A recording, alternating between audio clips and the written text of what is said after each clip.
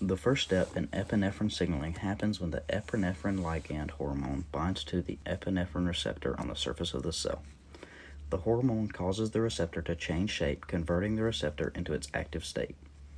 The activated receptor starts a cascade of events within the cell, beginning with the activation of a G protein.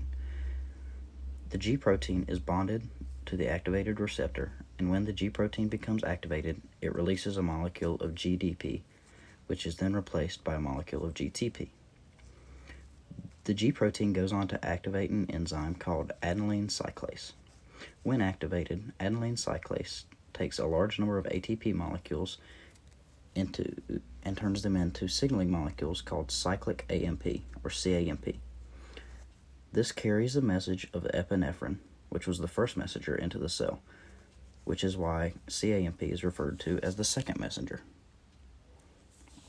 CAMP molecules produced by adenylene cyclase continue the signaling cascade by binding with a type of enzyme called protein kinase A.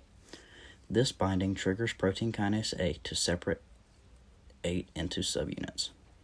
The activated protein kinase A subunits perform chemical reactions where they add phosphate groups to another enzyme called phosphorylase. The addition of the phosphate groups activates phosphorylase. Phosphorylase then phosphorylates another enzyme in the cascade called glycogen phosphase. When phosphorylated, this enzyme also becomes activated. In its activated state, glycogen phosphorylase produces the cellular response to epinephrine. Glycogen phosphorylase breaks down glycogen into glucose molecules. During the process, the enzyme adds a phosphate group to each glucose. Without the phosphate groups, glucose molecules can be transported across the plasma membrane of the cell.